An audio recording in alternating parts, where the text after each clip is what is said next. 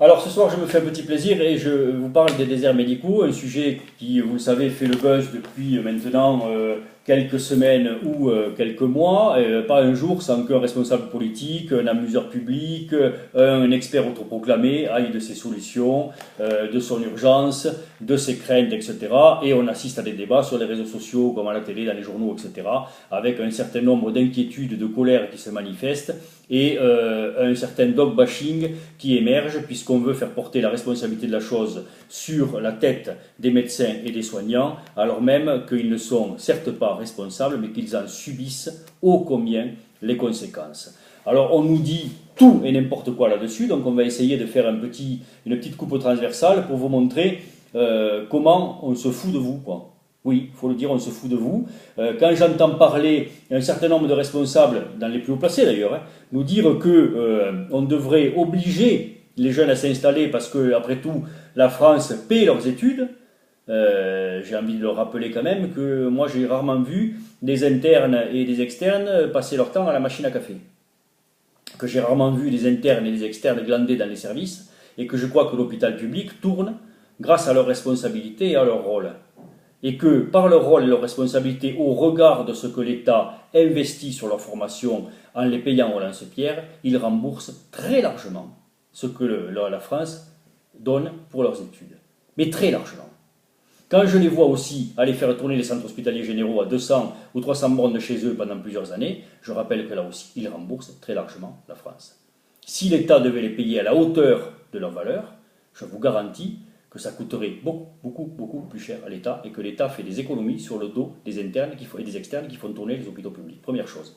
Deuxième chose, quand j'entends dire, là aussi, un certain nombre de journalistes, de politiques, de responsables nous dire que les médecins s'installent là où il fait chaud, là où il fait beau, on entend encore ces conneries aujourd'hui. On voit que Toulouse est en voie de désertification avec 66% de ses médecins qui sont à moins de 10 ans de la retraite et moins de 10% de ses médecins qui ont moins de 40 ans. On voit que Paris est le premier désert médical, mais on continue à entendre ces conneries. Tout ça pour vous faire avaler n'importe quoi.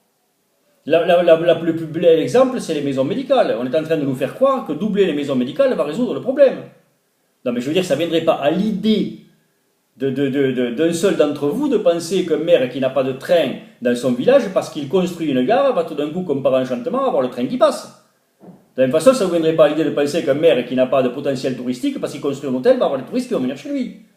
Mais là, on va construire une maison médicale et donc, on a des médecins et des soignants qui vont venir. Avec des médecins qui sont entre 200 000 jusqu'à 8 millions d'euros, avec des charges qui sont évidemment subventionnées, des médecins qui, s'ils s'installent, doivent signer contrat avec les ARS, etc., et qui se retrouvent donc avec une pression administrative et un encadrement imbécile encore plus lourd que ce qui a fait que leur profession était devenue non attractive. Et un risque économique qui est celui que la subvention s'arrête ou qu'un de leurs confrères s'en aille et qu'ils se retrouvent avec des charges tellement importantes qu'ils seront eux aussi obligés de partir. Solution idiote. En tout cas, pas la seule solution et certes pas sur un côté uniquement administratif. On nous dit quoi aussi? On nous dit qu'on va doubler le numerus clausus. Comme si le fait d'augmenter les médecins allait faire qu'ils s'installent. Là aussi, c'est des solutions sorties du chapeau totalement idiotes. Je vous rappelle quand même que les mêmes, potentiellement, et d'ailleurs les mêmes ou leurs fils, c'est les mêmes, à une époque, on nous disait on va baisser le nombre de médecins, ça baissera la dépense. Là, on nous dit on va les augmenter, ils vont s'installer. Oubliant de dire qu'il faut entre 8 et 15 ans pour former un médecin, et qu'ils mettent 10 ans à s'installer, et que donc cette solution-là, elle résoudra le problème, si tant est qu'elle le résolve, dans 25 ans. Est-ce qu'on a le temps? Moi, je crois pas. Oubliant de dire aussi qu'il faut avoir suffisamment de profs et d'infrastructures pour accueillir tous ces nouveaux étudiants en médecine. Oubliant de dire le coût de la chose, etc., etc., etc. J'en passe, et des meilleurs. Tout ça n'est pas sérieux du tout. Tout ça n'est pas sérieux. On avait quoi? On avait un système de santé qui était un des meilleurs du monde. Pourquoi? Parce qu'on avait un secteur public fort, un secteur privé et libéral fort, qui maillait le territoire, qui faisait que chaque Français avait un médecin pas loin de chez lui. On a rendu cette profession tellement indigeste et inattractive que les gens ne s'installent plus et que les vieux déplaquent. Quand on voit qu'on leur impose des normes qui sont justifiés pour accueillir les handicapés, mais qu'on leur demande à eux de les financer, impôts discriminatoires, sur des entreprises qui sont déjà fragiles, on en fait fermer un peu plus. Qu'est-ce qu'on veut? Continuer à ne pas écouter les gens? Totalement imbécile. Totalement imbécile. On a une profession qui est devenue non attractive à force d'encadrement et d'hyper poids administratif. Et là où on serait en droit d'attendre qu'on libéralise tout ça dans le sens écoute, dans le sens facilité d'exercice. À la place de ça, on alourdit toujours plus, avec toujours plus de poids pour les agences régionales de santé, toujours plus de poids pour l'État, et toujours plus de poids pour les assurances maladie, complémentaires et assurances maladie, qui deviennent organisatrices du soin et qui vont rétribuer vos médecins au travers du tiers payant, et donc les assujettir à leur volonté et chercher à faire des économies en leur faisant lever le crayon ou en les empêchant de faire tel ou tel arrêt de travail ou tel élément de leur pratique sur un côté uniquement d'intérêt politique ou économique.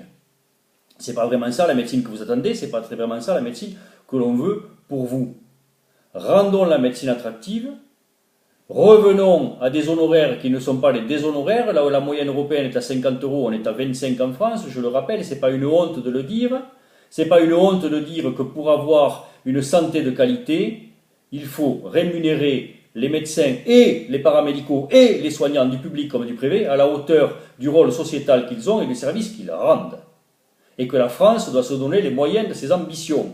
Quand on ne respecte pas les soignants, quand on les méprise, quand on veut leur imposer les choses, tôt ou tard, le système se casse la gueule. Et en France, c'est plutôt tôt que tard. Et c'est dangereux. Personne ne nie le fait que la santé est un marché immense et on trouve tout à fait normal qu'on fasse des milliards d'euros sur l'intelligence artificielle, les objets connectés, les nouvelles technologies, etc., etc. Mais par contre, la chair du système, ceux qui soignent, ceux qui donnent leur vie pour vous soigner, pour vous accueillir, pour écouter vos problèmes, pour les absorber, etc., ceux-là, on devrait continuer à les rémunérer au plus bas de ce que fait l'Europe. Mais enfin, on marche sur la tête. On marche sur la tête.